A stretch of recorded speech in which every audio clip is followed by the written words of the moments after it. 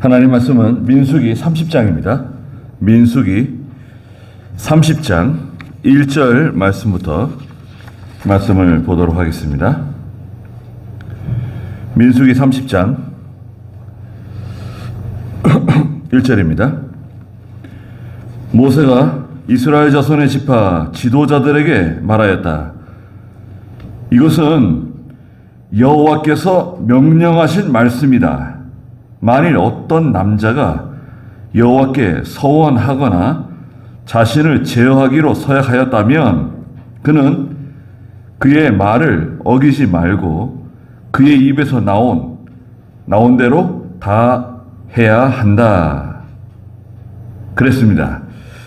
예, 여러분 가지고 계시는 그 대소지 한번 보세요.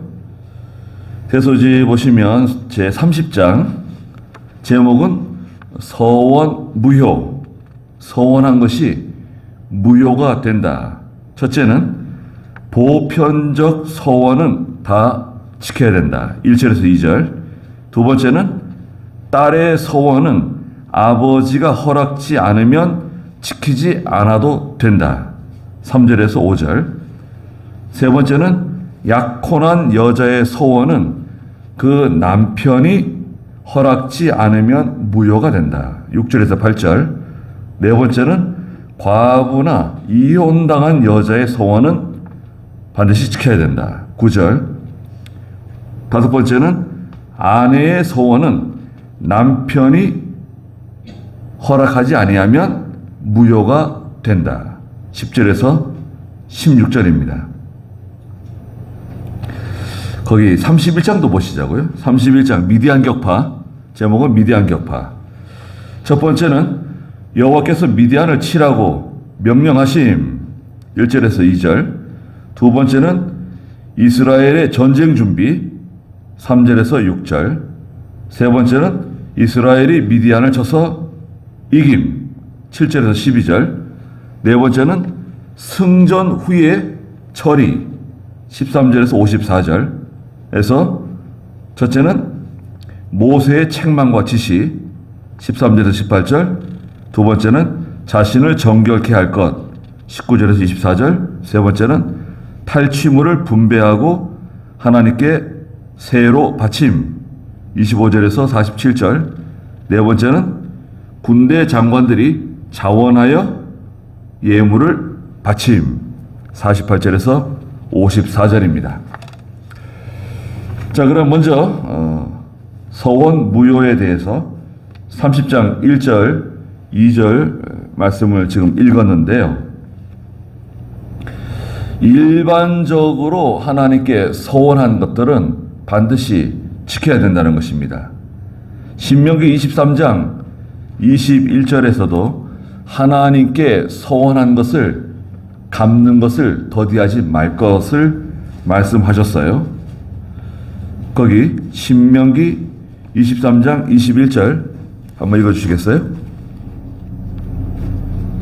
여호와 내 하나님께 서원한 것은 갚기를 미루지 마라.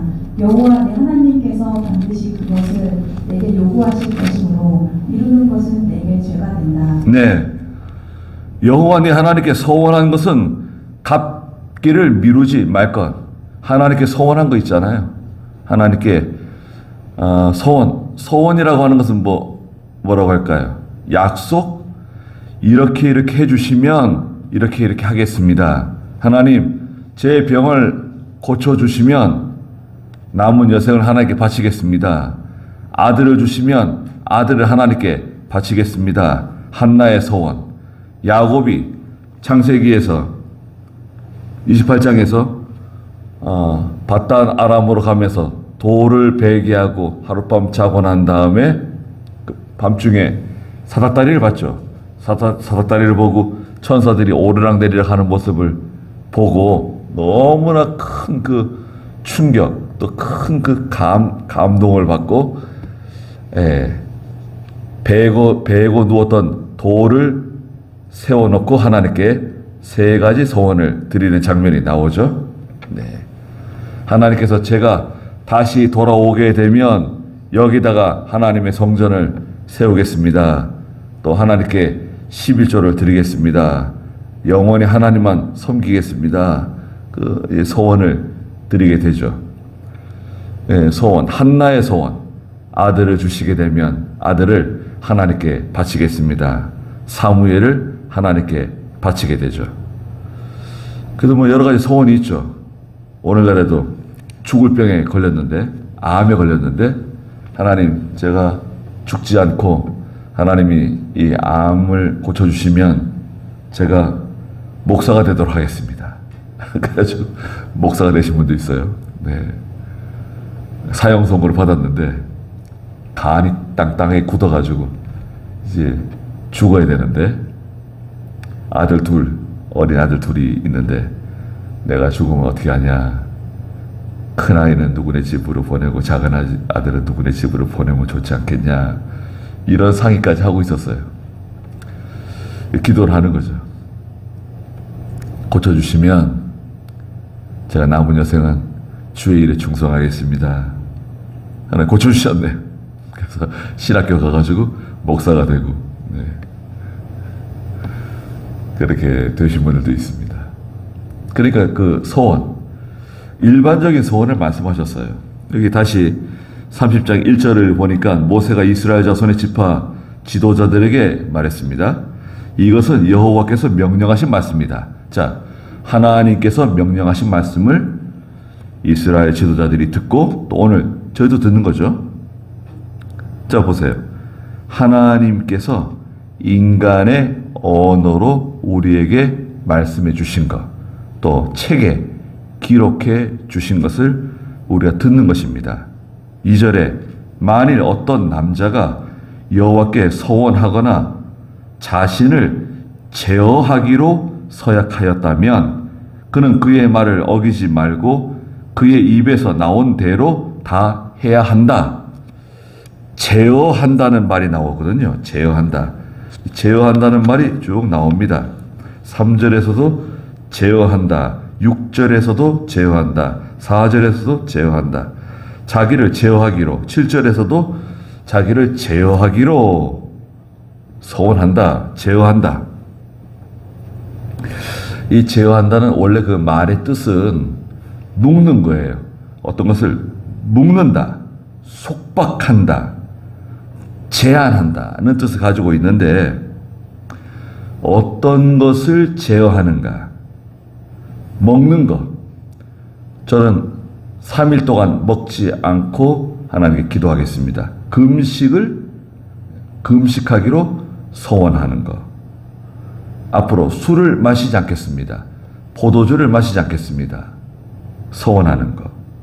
또 어떤 즐거운 것, 내가 좋아하는 것, 남자들이 좋아하는 것. 다시는 제가 그렇게 좋아하는 일이지만 낚시 가지 않겠습니다. 등산 가지 않겠습니다. 네. 도박하지 않겠습니다. 음행하지 않겠습니다. 서원하는 거 있죠? 또 여자인 경우 시집가지 않은 딸이 이제 또 서원하는 장면이 나오는데 저는 시집가지 않겠습니다. 하나님께 서원해요. 또 하나님께 자신을 드리겠습니다. 남자든 여자든 누구든 간에 하나님께 내 자신을 하나님의 일에 제 몸을 하나님께 바치겠습니다. 하나님의 일에 헌신하고 봉사한다. 여자들은 목사가 될 수 없습니다. 장로도 될 수 없습니다. 여자 장로, 여자 목사는 불법입니다. 성경에 맞지 않아요. 아주 특수한 경우 허락하는 경우가 있는데 선교지 특수한 상황일 경우 안수는 주지 않습니다. 그러나 다른 데 가서 안수 받는 것을 묵인해 줘요. 저희 교단은 여자에게 목사 안수나 장로 안수를 주지 않습니다. 성경에 맞지 않기 때문에. 특수한 경우 그 사람이 다른 교단이나 다른 목사님에게 안수를 받는 것에 대해서는 묵인할 수는 있다. 네, 성경에 맞지 않습니다. 여자가 가르치는 일을 성경에서 허락하지 않아요. 특히 이것은 주일학교를 가르치거나 뭐 중고 청년부를 가르치는 걸 말하는 게 아니라 이 장년을 대상으로 교회의 담임 교역자로서 일하는 것에 대해서는 성경에서는 원천적으로 금지하고 있습니다. 그게 성경이에요. 여성 차별이 아닙니다. 하나님이 만들어 놓으신 법이 그래요. 그러니까 자기 몸을 드리겠다든지 또 하나님께 어떤 특정한 행위를 하지 않겠습니다. 서원하는 거. 그리고 전체적으로 이 서원이라고 하는 것은 금욕적이에요. 금욕적이고 종교적인 아주 매우 엄숙한 서약이에요. 그러니까 일반적인 서약은 반드시 하나님께 그 서원을 갚아야 돼요. 약속한 것을 실행에 옮겨야 돼요. 그런데 3절 한번 읽어주시겠어요? 한 여자가 어려서 자기 아버지의 집에 있을 때 여호와께 서원하거나 자신을 제어하기로 서약했는데 그 여자의 아버지가 그 여자의 서원이나 자신을 제어하려고 한 그 여자의 서약에 대해 듣고도 그 여자에게 아무 말도 하지 않았다면 그 여자의 서원들은 성립되며 그 여자가 자기를 제어하려고 한 서약도 성립된다. 그러나 만일 그 여자의 아버지가 그것을 듣는 날 허락하지 않으면 그 여자의 모든 서원들이나 그 여자가 자기를 제어하기로 한 서약들은 성립되지 않고 그 여자의 아버지가 허락하지 않았으므로 여호와께서 용서하실 것이다. 네. 어떤 여자가 있는데요. 3절에 보니까 한 여자가 어려서 자기 아버지의 집에 있을 때 아직 시집가지 않았어요. 처녀예요. 아버지 집에 있을 때 하나님의 큰 은혜를 받고 여호와께 서원을 하거나 자신을 제어하기로 서약했어요. 집에 와가지고 아버지께 말씀드려요. 아버지, 제가 오늘 하나님께 큰 은혜를 받고 교회에서, 성막에서, 성전에서 하나님께 이러이러한 자기를 제어하기로 서약을 했습니다. 말씀을 드렸더니 4절에 보니까 그 여자의 아버지가 그 여자의 서원이나 자신을 제어하려고 한 그 여자의 서약에 대해 듣고도 그 여자에게 아무 말도 하지 않았다면 그 여자의 서원들은 성립되고 그 여자가 자기를 제어하려고 한 서약도 성립된다. 그러나 만일 그 여자의 아버지가 그것을 듣는 날, 아니 왜 그런 서약을 하고 그래? 왜 아버지하고 상의하지 않고 네 마음대로 그런 서약을 하고 그래? 나는 그거 인정할 수 없어. 허락 못해. 시집가지 않기로 서약을 했습니다. 아버지가 듣고 쓸데없는 서약하라고 그래. 난 안 돼. 인정할 수 없어. 그러면 허락하지 않으면 그 여자의 모든 서원들이나 그 여자가 자기를 제어하기로 한 서약들은 성립되지 않고 그 여자의 아버지가 허락하지 않았으므로 여호와께서 용서하실 것이다. 시집가지 아니한 그 딸이 아버지의 허락을 받지 않고 서원한 거, 아버지가 용납하지 않는 서약은 무효 처리가 되는 거예요. 6절 한번 읽어보시겠어요? 그 여자가 남편을 맞이할 때에 서원하거나 자기를 제어하겠다고 경솔하게 자기 입으로 서약했다고 하자. 그 여자의 남편이 그것을 듣고도 그가 듣는 날 아무 말도 하지 않았다면 그 여자의 서원들이 성립되며 그 여자가 자기를 제어하기로 한 서약도 성립된다. 그러나 만일 그 여자의 남편이 듣는 날 그 여자에게 허락하지 않았다면 그 여자가 한 서원이나 자기를 제어하기로 그 여자의 입에서 경솔하게 나온 말은 무효가 될 것이며 여호와께서 그 여자를 용서하실 것이다. 네. 자, 여자가 시집을 갔어요. 집에 있을 동안에는, 처녀로 집에 있을 동안에는 아버지 밑에 있고요. 이제 아버지를 떠나서 시집을 가게 되면 남편 밑에 있는 거예요. 여자는 남편 밑에 있게 돼요. 그 뭐 종부냐? 뭐 유교 사상이냐? 성경에 왜 그런 게 있냐? 아니 그렇지 않습니다, 여러분. 예. 성경이 원래 그래요. 하나님 내신 법이 그래요. 질서가 그래요. 그건 유교 사상 아닙니다, 여러분. 예. 아내가 남편 밑에 있는 거, 그 전 세계 공통이에요, 여러분.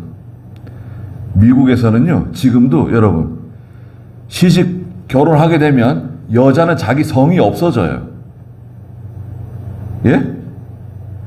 결혼하면 여자는 자기 성이 없어집니다. 근데 우리나라는 어떻습니까? 결혼해도 아내가 자기 성 가지고 있죠. 우리나라는 여자들을 상당히 존중해 주는 거예요. 예. 미국도 여자들에게 투표권을 안 줬어요. 남자들만 투표했어요. 목사님은 투표권이 2개예요.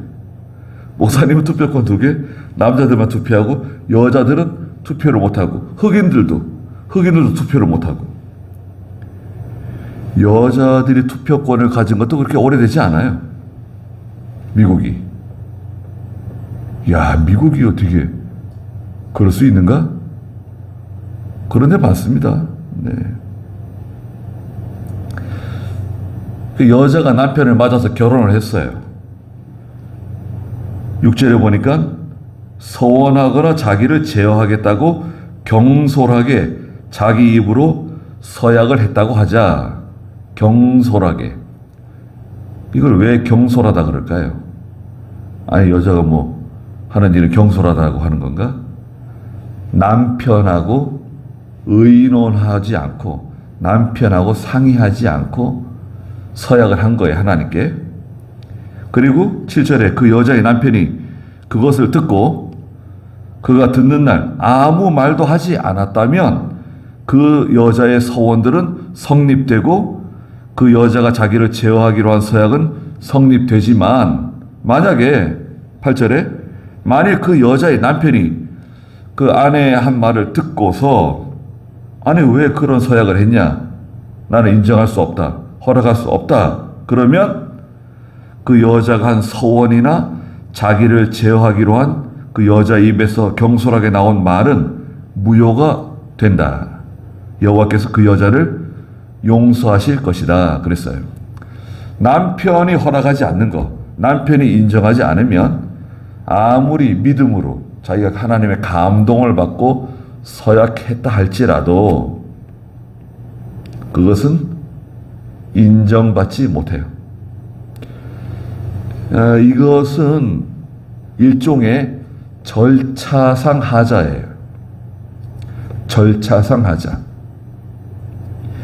아버지와 미리 상의를 하고 남편과 미리 충분하게 의논하고 상의한 후에 서약을 하거나 서원해도 되는데 자기 마음대로 그냥 서원하고 서약하면 그것은 인정받지 못한다. 그러나 9절에 보니까 과부는 남편이 없죠. 이혼당한 여자의 서원은 곧 그 여자가 자신을 제어하기로 한 모든 것은 그대로 지켜야 한다. 과부의 서원, 서약, 이혼당한 여자의 서원이나 서약은 반드시 지켜야 된다. 그건 절차상 하자가 없잖아요. 남편이 없잖아요. 아버지가 없잖아요. 그러니까 서약을 지켜야 된다. 10절 한번 읽어주시겠어요? 만일 여자가 남편의 집에서 서원하거나 자기를 제어하기로 서약하였을 때 그 여자의 남편이 듣고도 그 여자에게 아무 말도 하지 않고 그 여자를 말리지 않았다면 그 여자의 모든 서원들이 성립되며 자신을 제어하기로 한 모든 서약들도 성립된다. 만일 그 여자의 남편이 듣는 날 그것들을 무효케 하면 그 여자의 서원이나 자기를 제어하기로 한 것에 관하여 그 여자가 입으로 한 모든 말은 성립되지 않는다.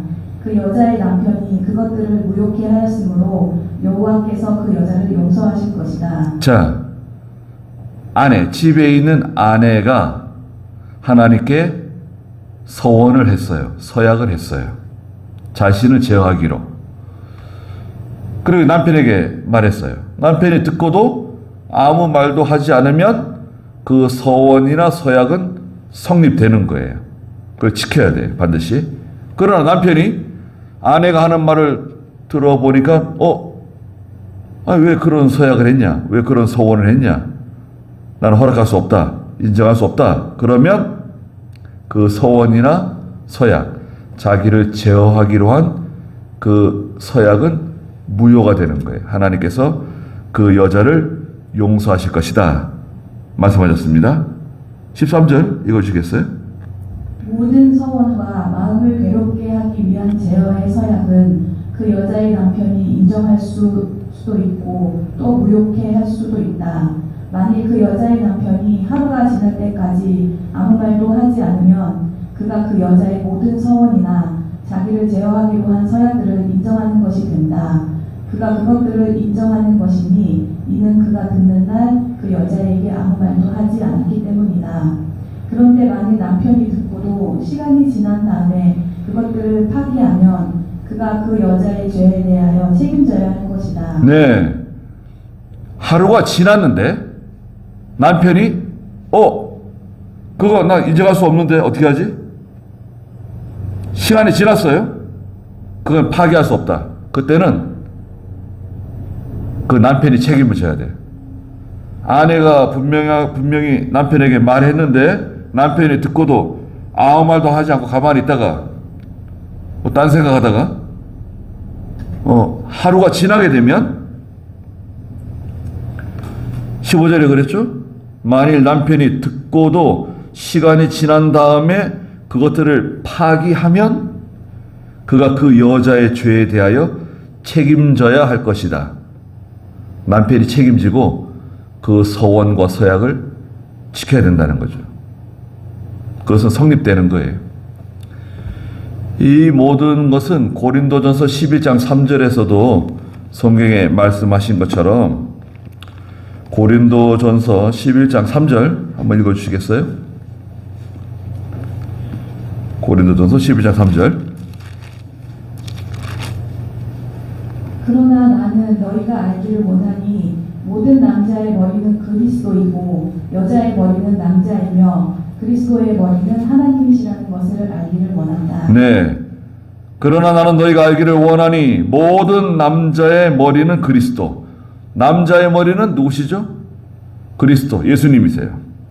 여자의 머리는 누구죠? 남자. 그리스도의 머리는 하나님이시라는 것을 알기를 원한다. 여자의 머리는 남자라는 거예요. 남자가 여자보다 뛰어나다. 남자가 여자보다 존귀하다. 그런 게 아닙니다. 인격적으로는 동등해요. 자, 들어보세요. 남자나 여자나 인격적으로는 동등합니다. 그건 뭐냐? 질서. 하나님 대신 질서가 있어요. 질서. 예수 그리스도의 머리는 하나님, 남자의 머리는 예수 그리스도, 여자의 머리는 남자. 여기 하나님 대신 질서예요. 아니 왜 여자가 남자를 자기 머리로 삼아야 되느냐? 여기에는 두 가지 근거가 있습니다. 첫째 근거는 뭐냐? 창조 원리예요. 창조 원리. 하나님께서 남자를 먼저 지으시고 그리고 아담의 갈비뼈를 취하여서 여자를 또 지으셨어요. 창조 원리에서 남자가 앞서고 여자가 뒤에 있습니다. 두 번째 근거는 뭐냐? 범죄 원리예요. 범죄 원리. 무슨 말이냐면 죄를 지을 때 에덴 동산에서 여자인 하와가 먼저 선악을 알게 하는 나무의 열매를 따 먹고 그리고 남편인 아담에게 주어가지고 아담이 그 과실을 먹게 되죠. 성경에 말씀하셨어요. 두 가지 원리다. 누가 먼저 지음을 받았느냐? 아담이 먼저 지음을 받았다. 남자가 먼저 지음을 받았다. 누가 먼저 범죄를 저질렀느냐? 남자가 먼저 범죄를 저지르지 아니하고 여자가 먼저 죄를 지음으로 이 세상에 죄가 들어온 거죠. 그러므로 여자는 남자를 머리로 두고 살게끔 하나님 만들어 놓으셨어요. 그게 자연스러워요. 설령 남편이 자기보다 공부를 많이 하지 않고 돈벌이도 자기보다 돈을 많이 못 벌고 뭘 일 처리하는 것도 보니까 남편이 아내보다 못해요. 똑똑하지가 못해. 뭐 하는 일이 굼뜨고 제대로 일 처리를 못해요. 그래도 지혜로운 아내라고 하면 일은 아내가 다 하더라도 보세요. 일은 아내가 다 해요. 근데 마지막 도장 찍는 거, 사인하는 건 누가 하죠? 남편에게 하라고 하는 거죠. 도장 찍는 거, 사인하는 거, 그건 남편에게 시켜요. 그러면 사람들이 그 남편을 존경하게 되잖아요. 아, 참 남편이 훌륭한 남편이신가 보다.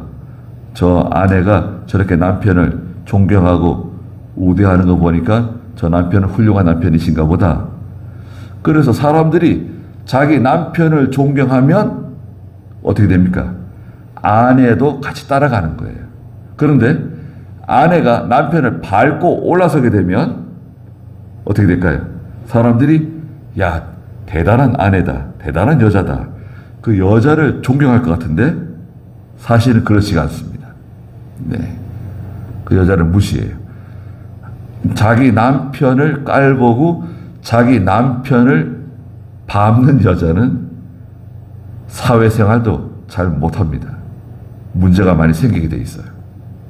왜 그러냐면 그게 하나님께서 내신 이 자연계 원리예요.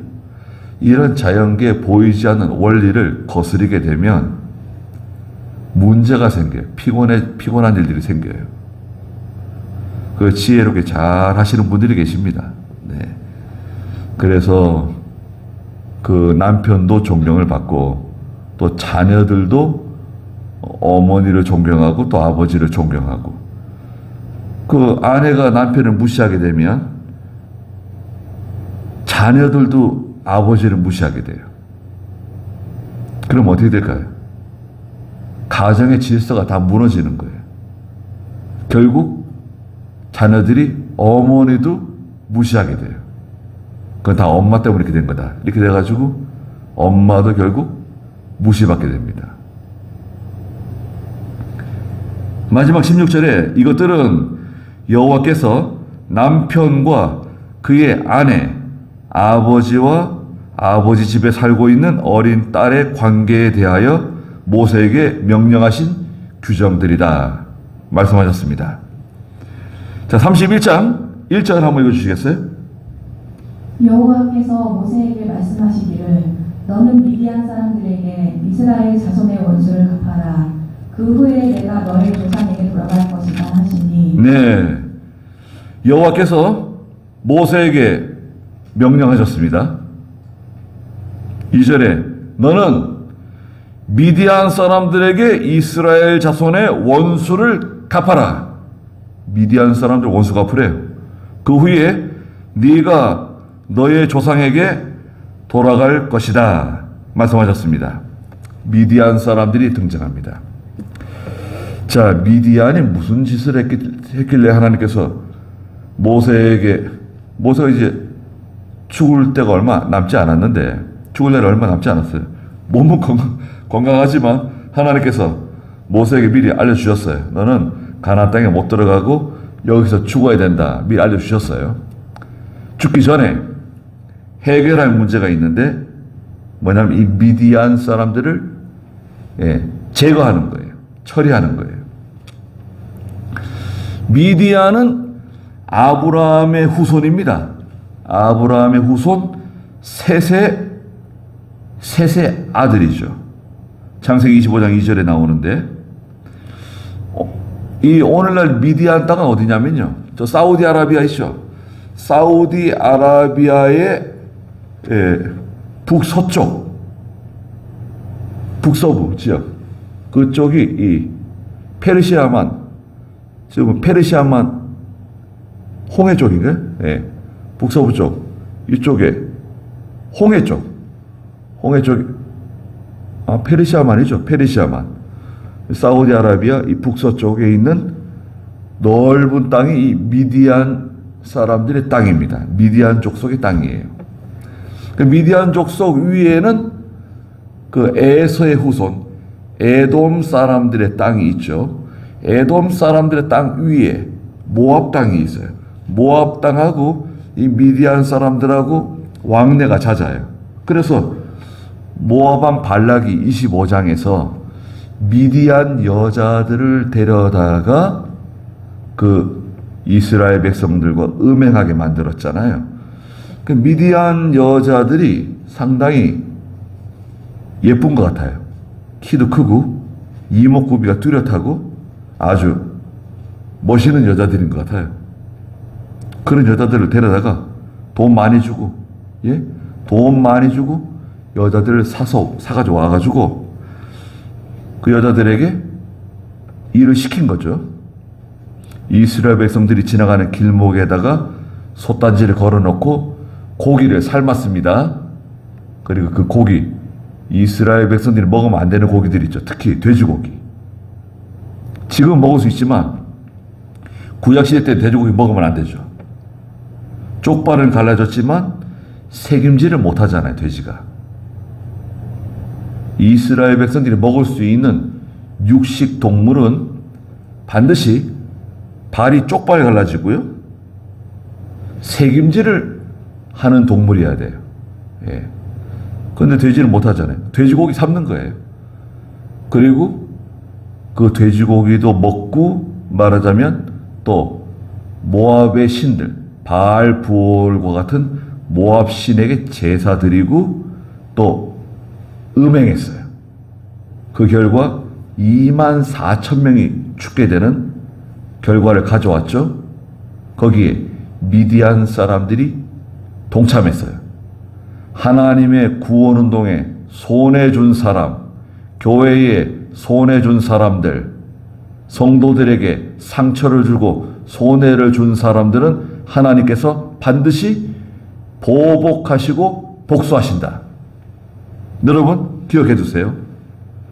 하나님의 구원운동에 손해를 주는 사람, 가정, 단체, 집단, 국가 반드시 하나님 심판하세요. 성도를 못살게 굴고 성도에게 상처를 주고 손해를 주는 사람 반드시 하나님께서 심판하십니다. 그 집안 기둥뿌리가 뽑혀요. 멀쩡한데 왜 그러지? 좀 지나보세요. 하나님 무서운 하나님이십니다. 그 미디안 사람들이 22장 7절 보세요. 22장 7절에 모압왕 발락과 상의하는 내용이 나오죠. 모압 장로들과 미디안 장로들이 그들의 손에 점치는 값을 가지고 떠나 발람에게 가서 발락의 말을 전하게 됩니다. 제발 우리에게 오셔서 이스라엘을 저주하는 기도를 좀 해주십시오. 그러면 많은 것으로 저희가 사례를 드리겠습니다. 저주하는 기도는 하지 못했지만 25장 1절과 3절 우리가 본 것처럼 그 미디안 여자들을 동원해가지고 이스라엘이 우상 숭배하고 음행하게 만들었죠. 발람의 교훈, 발람의 꾀. 그로 인해서 이스라엘 가운데 비참한 일이 벌어졌습니다. 그래서 하나님께서 오늘 3절 읽어보세요. 31장 3절. 모세가 백성들에게 말하였다. 너희 가운데서 전쟁에 나갈 사람들을 무장시켜 미디안을 치러 보내어 여호와의 원수를 미디안에게 갚아라. 이스라엘의 모든 지파는 각 지파마다 1000명씩 전쟁에 내보내라. 이스라엘 족속의 각 지파마다 1000명씩 택하니 전쟁을 위해 무장한 자들이 12,000명이었다. 네. 모세가 이스라엘 지파들에게 명령했습니다. 12지파잖아요. 12지파. 각 지파마다 1000명씩 뽑아라. 미디안의 전쟁에 나갈 정예 용사 1000명씩을 내보내라. 그래가지고 12지파니까요. 몇 명이죠? 12,000명이 나왔어요. 그래서 5절 마지막에 보니까 전쟁을 위해 무장한 자들이 12,000명입니다. 6절 읽어보시겠어요? 모세가 각 지파마다 1000명씩 전쟁에 내보냈으며 제사장 엘르아살의 아들 비느하스에게 성소의 기구들과 신호용 나팔을 손에 들려 그들과 함께 전쟁에 내보냈다.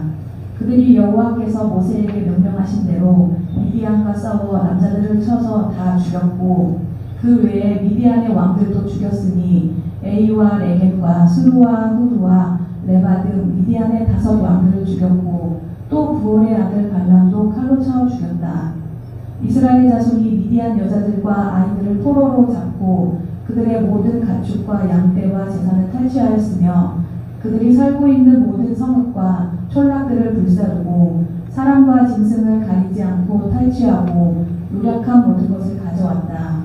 그들이 여리고 맞은편 요단과 모압 평지에 진에 이르러 모세와 제사장 엘르아살과 이스라엘 자손의 회중에게 포로들과 노력한 것과 나타난 것을 가져오니 모세와 제사장 엘르아살과 회중의 모든 지도자들이 그들을 맞이하려고 진 밖으로 나갔다. 네.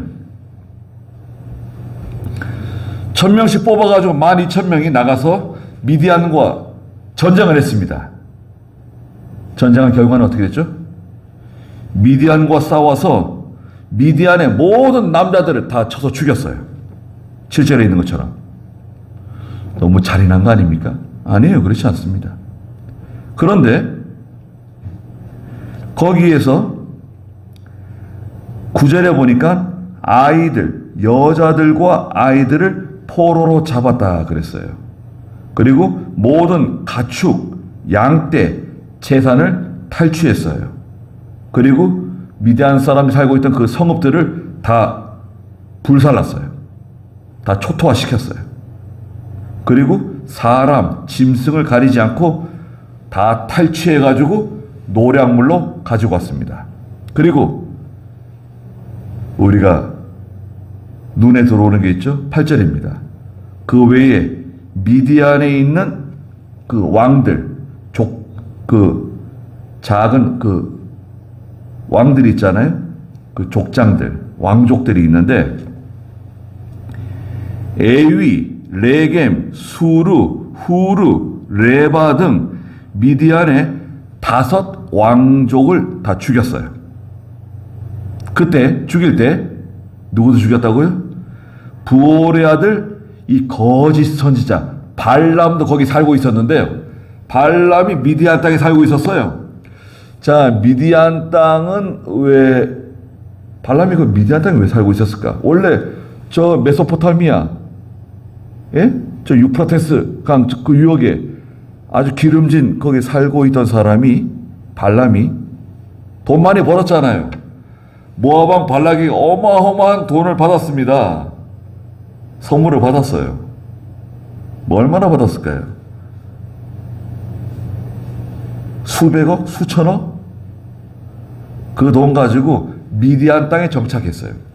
미디안 땅은요, 그 당시에 아주 비옥한 사람 살기 굉장히 좋은 땅입니다. 미디안 땅이. 그곳에 정착해 살고 있었는데 하나님께서 그 발람 선지자 붙잡아다가 미디안 왕들을 죽일 때 발람 선지자도 죽여버렸습니다. 발람이 여기서 죽어요. 하나님의 일에 소원해 준 사람 하나님께서 다 갚으세요. 잘 살 수가 없어요.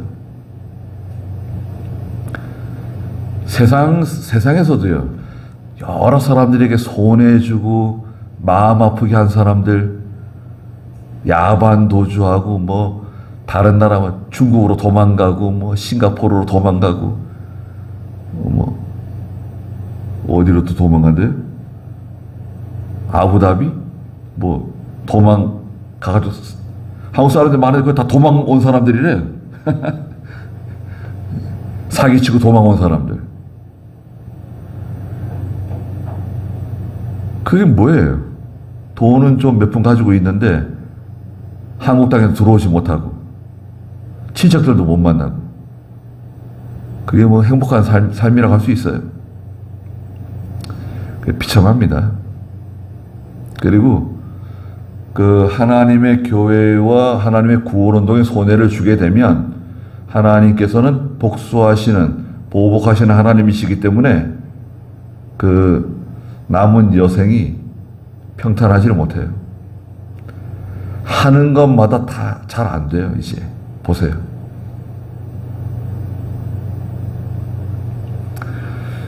그리고 이거 여호수아 13장 21절에 보면 여기 이 미디안 5 왕들이 원래는 시돈 왕의 방백들이었다라고 기록하고 있어요. 여기 한번 읽어볼까요? 여호수아 13장 21절. 여호수아 13장 21절. 그 평원에 있는 모든 성읍과 아모리 왕 시온의 모든 나라이다. 이 시온은 헤스본에서 다스렸던 아모리 왕인데 모세가 그 땅에 살았던 시온의 방백들인 미디안 지도자 에위, 레겜, 술, 훌, 레바와 함께 그를 죽였다 그랬습니다. 그래서요, 하나님의 일에 회방하는 사람들 도와주시면 안 됩니다. 교회를 미워하고 성도를 미워하고 하나님의 구원운동에 손해주는 사람들과 짝하면 안 돼요. 그 믿음 없는 사람들과 이렇게 가까이 하고 그들과 서로 교통하고 그렇게 하시면 안 됩니다. 그런 사위를 맞으면 안 돼요. 그런 며느리를 맞으면 안 돼요. 하나님의 교회 손해주고 교회를 싫어하고 성도들을 미워하고 예수 믿는 거 싫어하고 어떻게 그 하나가 될 수 있습니까? 그 이상한 사람 집에 하나 들어오면요, 집안 분위기 다 엉망되는 거예요. 명절날 제대로 모이지도 못해요. 분위기 이상해지는 거예요. 자기들끼리 뭐 사랑해가지고 결혼한다는데 조심해야 됩니다. 서두를 필요가 전혀 없어요. 생각해 보세요. 앞으로 이제 보통 100년에서 120년 살아요. 여러분 지금 아이들 있죠? 120세까지 삽니다. 120세 보세요. 100살 돼도 건강해. 지금 90세 되신 분들 건강하신 분들 많죠? 이제 앞으로는요 100살 돼도 건강합니다. 염색 싹 하면요 저분이 60세인지 70세인지 못 알아봐요. 근데 나이는 100살이래. 그렇게 된다니까요. 그러면 결혼해가지고요 100년 살아야 돼. 100년 그 사람하고. 여러분 그 남자와 100년 살아야 돼요. 그 여자와 100년 살아야 돼요. 뭘 급하게. 믿음 좋은 사람을 만났다. 사람이 참 좋고 믿음도 좋다. 좋죠. 결혼해서 좋아요. 그런데 그래서 조급하게 그냥 뭐 빨리 결혼해야 된다. 빨리 뭐 그렇게 해가지고 등 떠밀려가지고 믿음 없는 사람하고 만나가지고 결혼하고 믿음 없는 가정을 만들어가지고 살게 되면 남자든 여자든 그 집안 전체가 이제 험악한 일들을 경험하게 됩니다. 오랜 세월을 비통하게 살아야 돼요. 그러니까 우리가 참 신중할 필요가 있습니다. 자, 그런데 여기 이제 9절에 있는 것처럼 이스라엘 자손이 미디안 여자들과 아이들을 포로로 잡았다 그랬죠. 그래 다 데리고 탈취한 거 다 끌고 이제 돌아왔어요. 돌아오니까 13절에 모세와 제사장 엘르아살과 백성의 온 회중이 다 나가서 환영했습니다. 다 반갑게 환영했어요. 수고했다고. 다 환영하고 박수치고 즐거워했어요. 여기에는요, 중요한 사실이 있는데 이스라엘 자손은 한 명도 안 죽었어요. 49절 한번 읽어보시겠어요? 49절. 말하였다. 당신의 종들이 우리 휘하에 있는 군인들의 수를 세었는데 한 사람도 잃지 않았으므로 12,000명이 나갔는데요, 한 사람도 죽지 않고 살아 돌아왔어요. 미디안 사람들은 완전히 다 진멸시켰는데 이스라엘 백성은 한 명도 죽지 않았다. 야, 이거 대단하지 않습니까? 그런 전쟁이 있을 수 있나요? 그런 전쟁도 있었죠. 우리나라가요, 일본군하고 싸웠습니다. 의병들이 일어나가지고 손에 낫 들고 괭이 들고 지게작대기 들고 머리띠 둘러매고 돌멩이 들고 와 나가는데 일본군들은 뭐 가지고 있었죠? 조총 가지고 있었습니다. 총 가지고 있었어요. 그 전쟁은요, 말로 표현할 수 없는 전쟁이었습니다. 일본군은 한 명도 죽지 않고 조선 사람들만 다 피범벅이 되는 거예요. 다 죽는 거예요. 그 총이 얼마나 무서운지 몰랐죠. 대포가 얼마나 무서운지 몰랐습니다. 그냥 우리끼리 잘 살면 되는 줄 알고 그렇게 신하들이 개방을 해야 된다 그러고 문물을 받아들여야 된다 그러고 일본을 대비해야 된다고 아무리 얘기해도 이순신은 잡아다 가두고 말이죠. 질투 시기. 이순신 잡아다 가두고 나라가 위험해지니까 감옥에 있는 사람 데리고 나와가지고 백의종군 하라고 계급장 다 떼고 전쟁에 내보낸 거 아닙니까? 나라가 말이죠, 지금도 비슷해요. 충성스러운 군인들은 다 지금 감옥에 가두고 무슨 죄목을 씌워가지고 이 사법부 재판관들 나중에 이 사람들 어떻게 처리해야 될까요? 우리나라. 하여튼 우리가 잘 지켜보고 기도하지만 참 이 가슴 아픈 현실에 지금 가슴 아픈 현실입니다. 지금. 자, 14절 한번 읽어보시겠어요? 모세가 군대의 지휘관들 곧 전쟁에서 돌아온 천부장들과 백부장들에게 노하여 모세가 그들에게 말하였다. 왜 너희가 여자들을 모두 살려두었느냐? 보아라, 그들이 부올의 사건 때에 발람의 말을 듣고 이스라엘 자손들로 여호와를 배반하게 하여 여호와의 회중에 전염병이 일어나게 했던 여자들이니 이제 아이들 중에 남자는 모두 죽이고 또 사내와 동침하여 남자를 안 여자도 모두 죽여라. 그러나 남자와 동침하지 않아 남자를 알지 못하는 어린 여자들은 너희를 위하여 살려두고. 네, 모세가 전쟁에 나갔다 돌아온 그 사령관을 책망했어요. 14절에 보니까 모세가 군대의 지휘관들, 전쟁에서 돌아온 천부장들, 백부장들에게 노했다 그랬습니다. 당신들 뭐 하는 거냐 지금? 깜짝 놀랐죠. 왜 여자들과 아이들을 살렸느냐? 왜 다 죽이지 않았느냐? 야, 미디안 여자들이 무슨 짓을 했는지 몰라? 그 모압에 발락과 연합해가지고 이스라엘 백성들이 우상 섬기게 만들고 음행하게 만들었던 그 여자들 아니냐? 미디안 여자들이. 다 죽여라.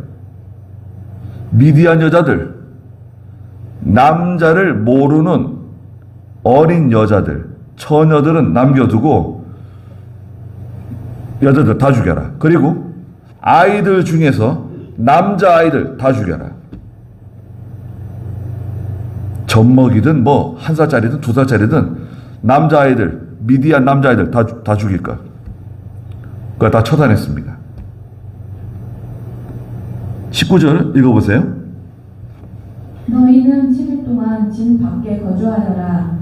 너희와 너희 포로들 중에서 사람을 죽인 자나 또 죽은 자를 만진 자는 누구든지 셋째 날과 일곱째 날에 깨끗하게 하고 모든 의복과 가죽 물품과 염소털로 만든 것과 나무 기구들을 깨끗하게 하여라. 제사장 엘르아살이 전쟁에 나갔던 군인들에게 말하였다. 이것이 여호와께서 모세에게 명령하신 율법의 규정이다. 오직 금과 은과 구리와 철과 주석과 납, 곧 불에 견딜 수 있는 모든 것은 불을 지나가게 하면 깨끗하게 될 것이나 부정을 씻는 물로도 그것을 깨끗하게 해야 하며 불에 견디지 못하는 모든 것은 다만 그 물을 지나게 하여라. 너희는 일곱째 날에 너희 옷들을 빨아야 너희가 깨끗하게 되고 그 후에야 너희가 진에 들어올 수 있다. 네. 전쟁에 나갔던 사람을 죽였거나 죽은 시체를 만진 사람들은 다 부정하기 때문에 이스라엘 진에 바로 들어오지 못하고 진 바깥에 머물면서 셋째 날과 일곱째 날에 자기를 깨끗하게 하라는 거예요. 셋째 날에 몸을 씻고 또 일곱째 날에 또 몸을 씻어라. 그리고 탈취한 물건들 가운데 금, 은, 구리, 철, 주석, 납 이런 것들 불에 견딜 수 있는 물건들은 불을 지나가게 해라. 야, 이거 참 그죠? 그럼 불에 견딜 수 있는 물건들이 불을 지나가면 어떻게 되는 거죠? 자연적으로 소독이 되잖아요. 불에다 소독시키잖아요. 주사바늘 불에다 소독시켜가지고 주사바늘 예전에 쓰곤 했잖아요. 소독. 그리고 불을 견디지 못하는 물건들은 물에다가 깨끗하게 씻어서 진에 들어올 수 있다. 하나님께서요, 전쟁에 나가가지고 사람들 많이 죽이고 피 흘리고 시체 만지고 그랬던 병사들이 다 12,000명이잖아요. 이 사람들이 뭘 만졌는지 모르잖아요. 또 어떤 병에 감염이 됐는지 알 수 없어요. 그러니까 진 바깥에 머물면서 제3일에 자기를 깨끗하게 씻고 또 제7일에 또 몸을 깨끗하게 씻고 나서 진에 들어올 수 있다. 그동안에 몸에 무슨 문제가 있는 사람은 또 치료받아야 되겠죠. 그런 과정을 겪는 거예요. 갑자기 그냥 확 들어오면 어떻게 되는 거예요? 그럼 뭐 전염병이 발생할 수도 있고 안 좋은 것이 퍼질 수도 있잖아요.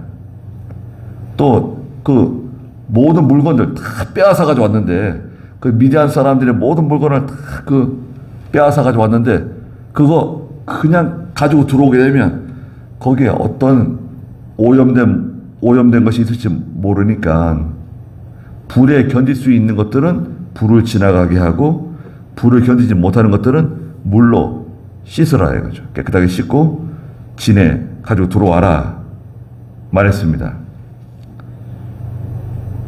이게 하나의 명령이에요. 하나님이 하신 명령이에요. 25절 읽어보세요. 여호와께서 모세에게 말씀하셨다.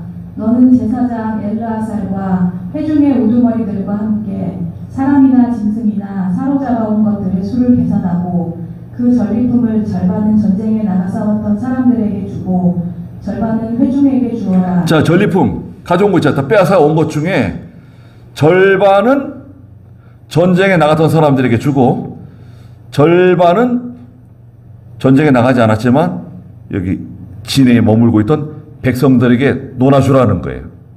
아니 그게 그러면 전쟁에 나갔던 사람들이 그런 게 어디 있습니까? 우리는 목숨 걸고 나가 전쟁했는데 그 왜 절반을 그 전쟁에 나가지 않은 사람들에게 주는 겁니까? 따질 수도 있잖아요.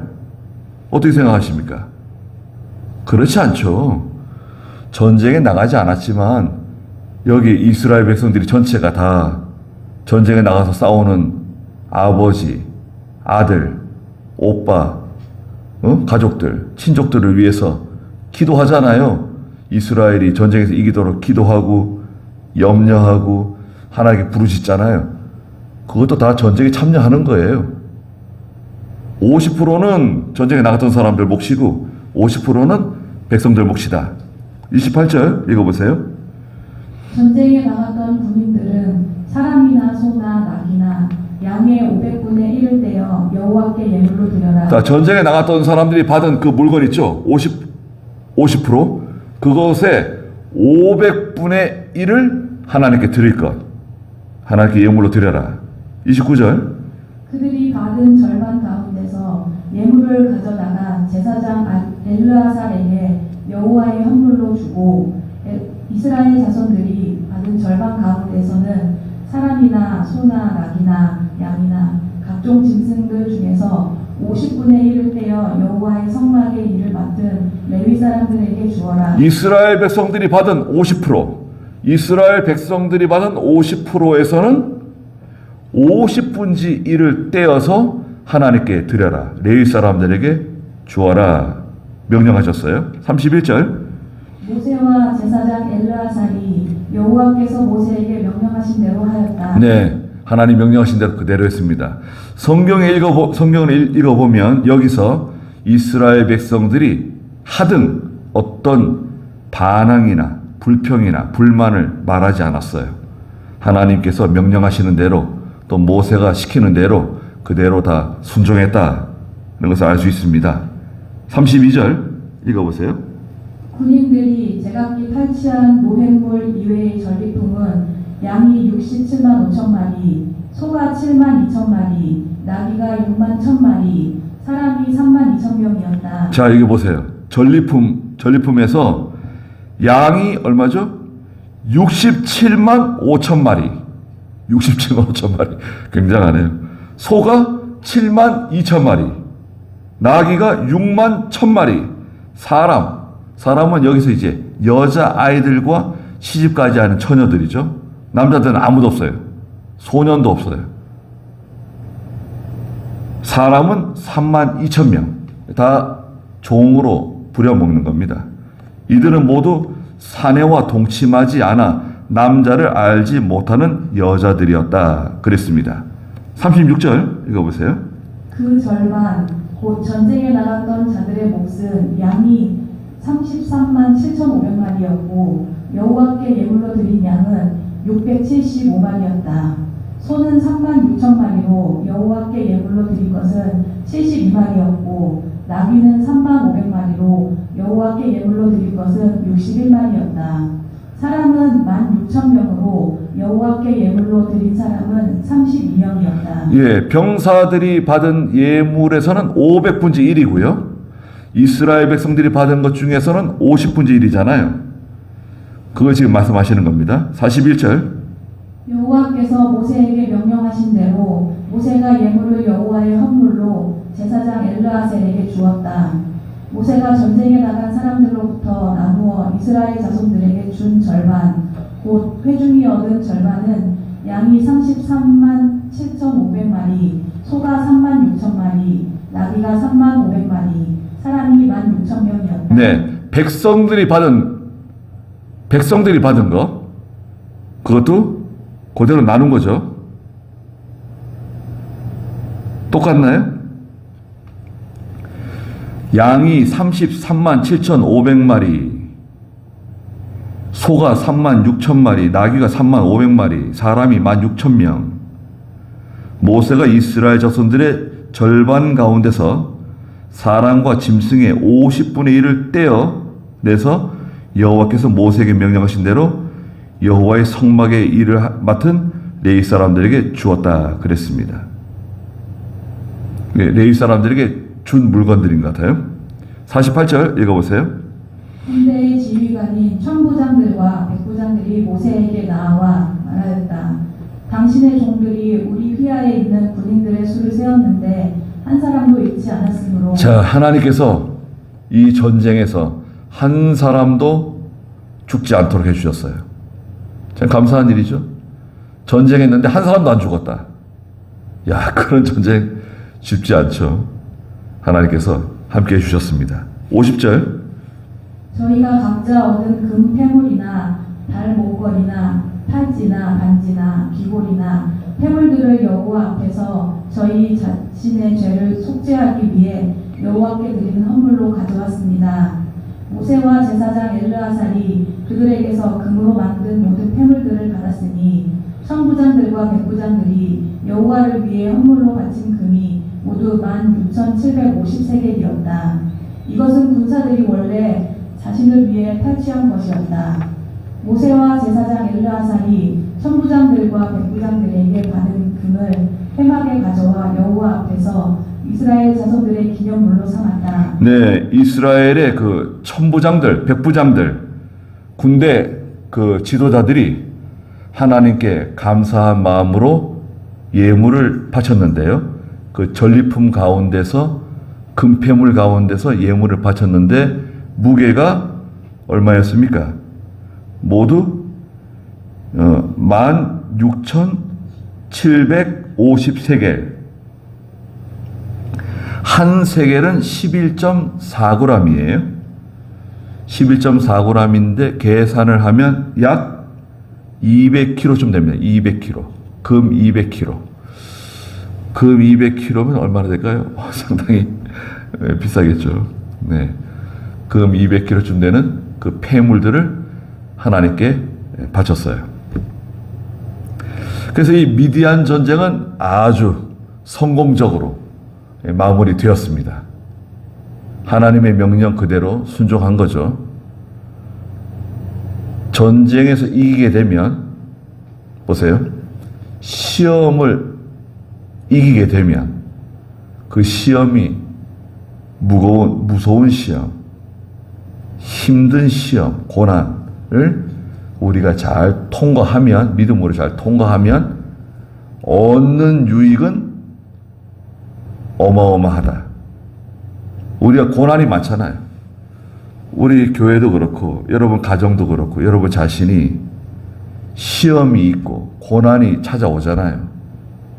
그런 시험과 고난을 믿음으로 잘 성공적으로, 승리적으로 통과하게 되면 그 이후에 얻는 유익은 어마어마하게 많다. 하나님께서 은혜와 복으로 갚아주신다는 것을 우리가 기억해야 됩니다. 그게 고난이 많더라도, 힘들더라도 잘 이겨내시고 또 그 결과로 하나님의 많은 은혜와 복을 받으시기를 바랍니다. 기도하겠습니다. 거룩하신 하나님, 은혜를 감사드립니다. 우리가 하나님 앞에 믿음으로 서원한 것에 대하여 갚기를 더디하지 말라고 말씀하셨고, 또 우리가 영적 전장에 나가서 미디안과 같이 강력한 세력, 낙타를 타고 전진하는 강력한 호전적인 저 미디안 사람들과 전쟁할 때 두려워하지 아니하고 피하지 아니하고 담대히 나가서 12,000명밖에 되지 않지만 미디안과 싸워서 그들을 다 무찌르고 그들로부터 어마어마하게 많은 전리품들과 또 노량물들을 취하게 되었습니다. 오늘날 저희들도 믿음의 선한 싸움을 싸울 때 낙심하지 아니하고 절망하지 아니하고 끝까지 믿음으로 잘 싸워 이겨서 마침내 승리함으로 하나님께서 주시는 모든 은혜와 복을 다 받기에 부족함이 없도록 함께 주시옵소서. 예수님의 이름으로 기도드리옵나이다. 아멘. 주기도문 드리겠습니다. 하늘에 계신 우리 아버지여, 이름이 거룩히 여김을 받으시오며 나라의 마옵시며 뜻은 하늘에서 이룬 것 같이 땅에서도 이루어지이다. 오늘날 우리에게 일용할 양식을 주옵시고 우리가 우리에게 죄진 자를 사하여 준 것 같이 우리 죄를 사하여 주옵시고 우리를 시험에 들게 하지 마옵시고 다만 악에서 구하옵소서. 대개 나라와 권세와 영광이 아버지께 영원히 있사옵나이다. 아멘. 네, 마쳤습니다. 감사합니다.